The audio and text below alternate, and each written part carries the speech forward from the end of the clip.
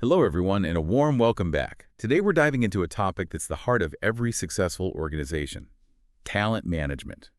Whether you're a leader, an HR professional, or simply interested in how companies nurture their greatest assets, this episode is packed with invaluable insights.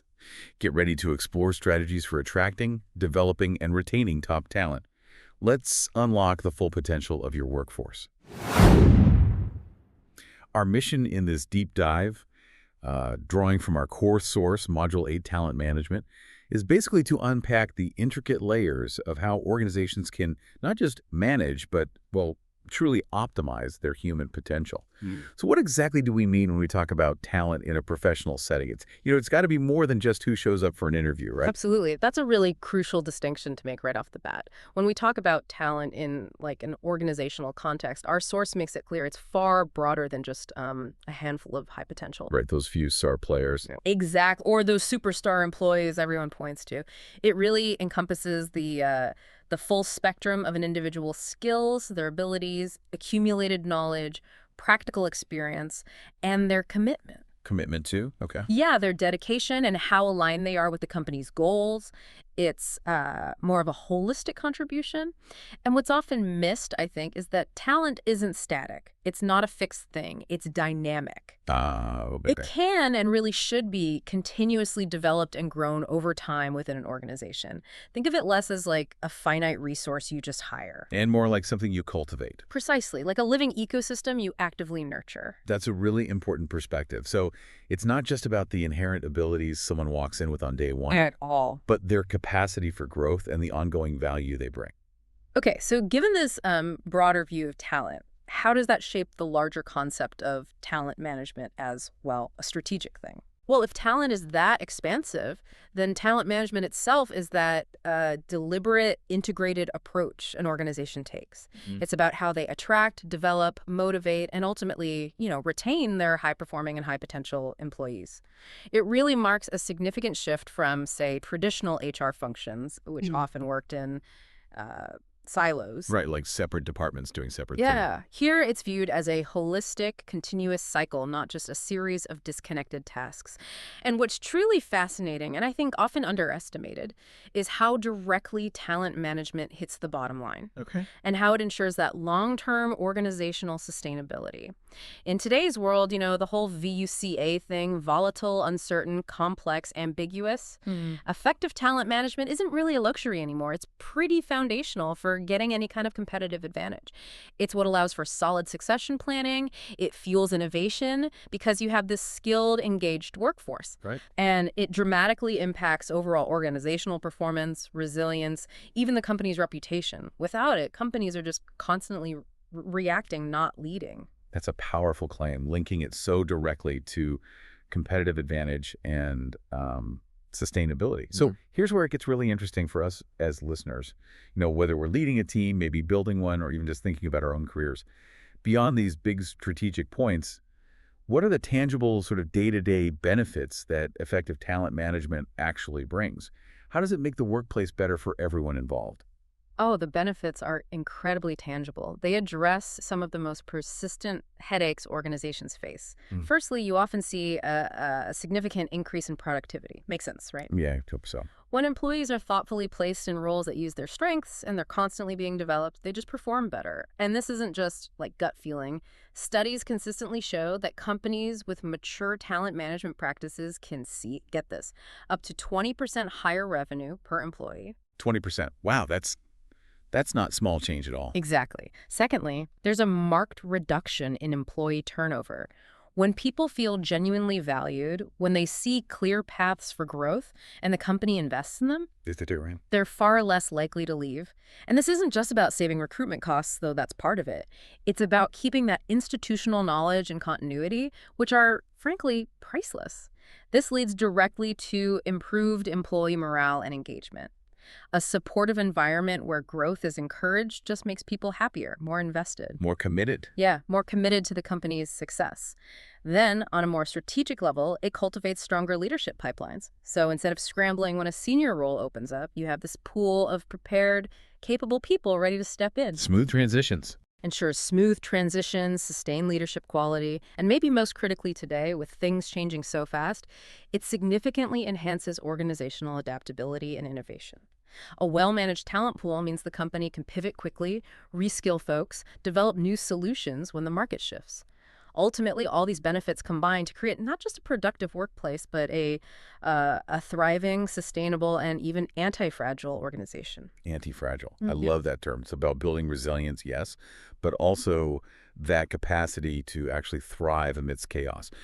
Okay, so if talent management is this crucial, this fundamental, how do organizations actually do it? It sounds like a huge ongoing thing. Let's start right at the beginning, getting the right people in the door.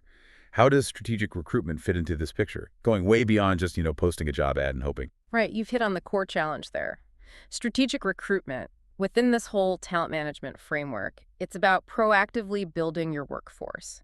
You want individuals who not only have the skills you need now, but who also deeply align with your organization's culture and its long-term strategic goals. So future-focused. Exactly. It's less about filling a vacant seat today and more about investing in future capabilities.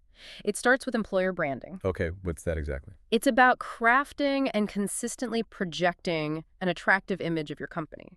Not just marketing fluff, but communicating your values, your culture, what it's genuinely like to work there. The real story. Yeah, making people want to be part of your story. Think of it like a magnet, drawing in the right kind of talent. So it's about reputation, not just the salary offer. Precisely. Then there's targeted sourcing. This is proactive. You're not just sitting back waiting for applications. Right, not passive. No. It involves actively seeking out candidates with specific skills, experiences, maybe even specific mindsets you need. You might use professional networks, industry events, maybe even sophisticated AI tools now. It's about being deliberate. And finally, robust selection processes. These are absolutely key. This goes beyond just the standard interview. Yeah. It involves using a variety of methods like structured behavioral interviews designed to really suss out cultural fit and problem-solving skills. Mm-hmm. Maybe psychometric assessments for personality traits and aptitudes, scenario-based challenges that simulate real work tasks, maybe even predictive analytics to gauge future potential, not just current skills. Data-driven hiring, essentially. Exactly. Moving beyond gut feeling to making more informed decisions, it significantly cuts down on mishires and those huge costs associated with them. The goal is bringing in people who will not only perform, but genuinely thrive and add something valuable to your specific environment. Okay, so you've strategically attracted them, carefully selected them. These incredible individuals. That feels like, well, half the battle won, maybe? It's a big part of it, yeah. But then what? What happens after they walk through the door? Because bringing in top talent is one thing. Cultivating it so they genuinely thrive and reach their full potential, that's another challenge altogether. What role does ongoing development play?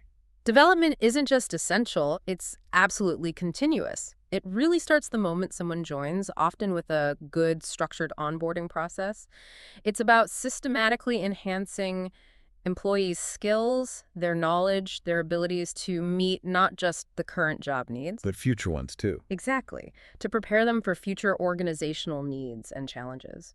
Our source highlights a few critical aspects here. One is bridging skill gaps. Okay. Think of it like tuning a high-performance engine.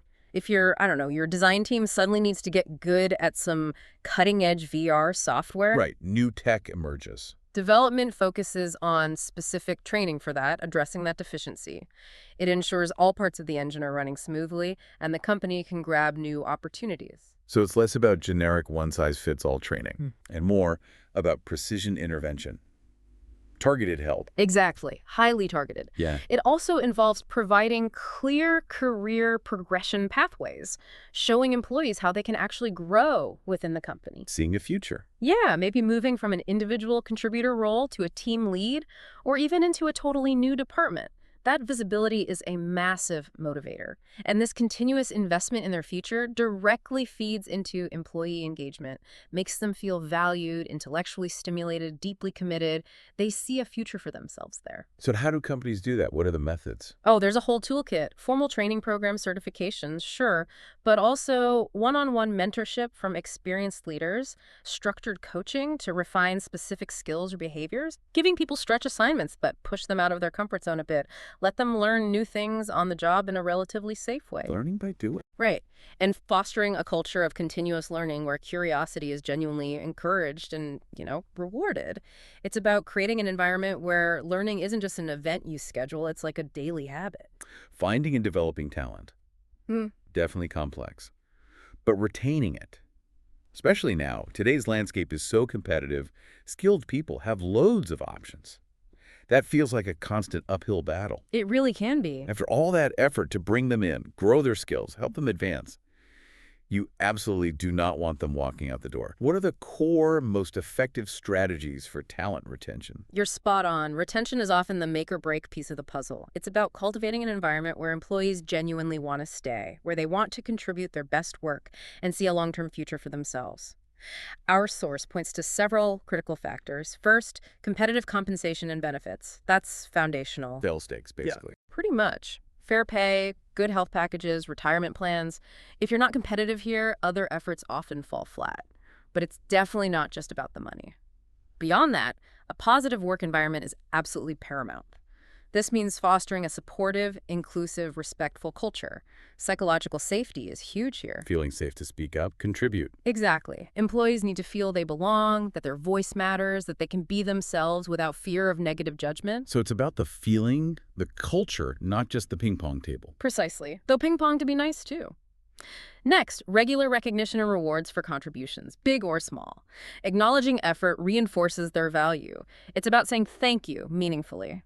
Work-life balance initiatives are also increasingly crucial. Shows the organization cares about well-being beyond the 9 to 5. Flexible hours, remote work. Could be flexible hours, remote options, encouraging people to actually take their vacation time. It's not just offering these things, but building a culture where it's okay, even encouraged to use them, and critically, offering continued growth opportunities, that ongoing development, those clear career paths we talked about. It shows employees there's a future for them there. If they hit a ceiling, they look elsewhere. Exactly. If they don't see a path forward, they'll start looking. And the costs of turnover are just massive. Recruitment, onboarding, lost productivity, lost knowledge, team morale dips. It adds up fast. It really does. Yeah. It can cost anywhere from like 50% to even 200% of an employee's annual salary to replace them, depending on the role. So retention isn't just nice to have, it's a major strategic priority, often underestimated until it's a real problem. Those numbers are staggering. Really drives home why retention matters so much. Mm-hmm. Okay, so how do we ensure all this talent, recruited, developed, retained, is actually performing at its peak and contributing effectively to those big organizational goals you mentioned? What's the role of performance management in this whole cycle? Performance management is really the engine that drives continuous improvement, and it ensures that alignment between what individuals are doing and what the organization needs to achieve. It's a common mistake to think it's just that dreaded annual review. Yeah, that once-a-year chat. Right. Our source emphasizes it's a continuous, dynamic process. It starts with clear goal setting. Expectations and objectives are mutually defined, linking individual tasks clearly to strategic priorities. Like a GPS for performance, as you said. Okay, setting the direction. Exactly. Then comes ongoing feedback and coaching. This is huge. Regular, constructive, timely communication, not saving it all up for the formal review. Catching things early, celebrating wins along the way. Precisely. This continuous dialogue helps employees know where they stand, celebrate successes, identify areas for improvement in real time. It builds trust and facilitates consistent growth. It's a partnership. So it's a conversation, not just a top-down critique. Absolutely. A two-way street. Formal performance reviews still have their place, of course. They provide structured assessments for development planning, for accountability, but they become much more meaningful, less stressful even, when they're built on that foundation of ongoing feedback.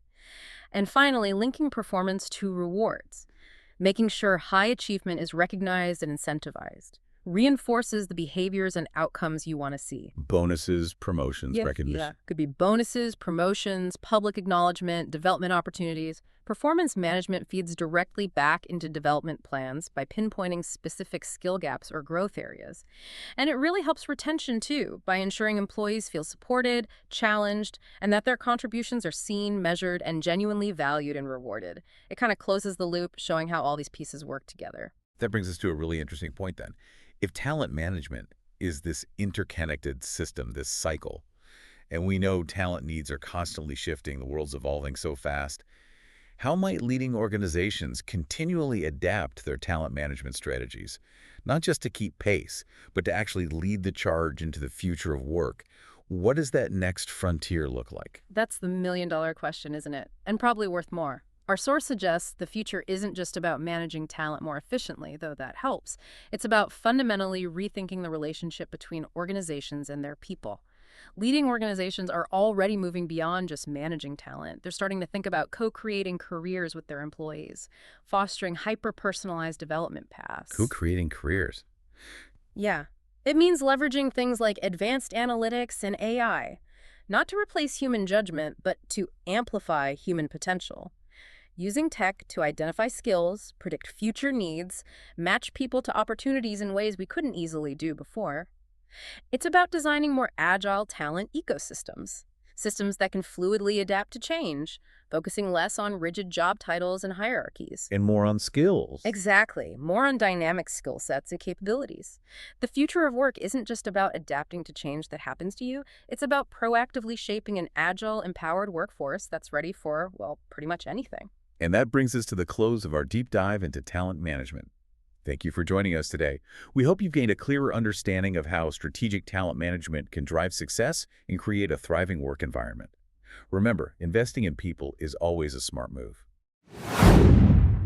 If you found this episode insightful, please show your support by hitting that like button, sharing it with your colleagues, and subscribing to our channel for more essential professional development content. Until next time, keep cultivating talent.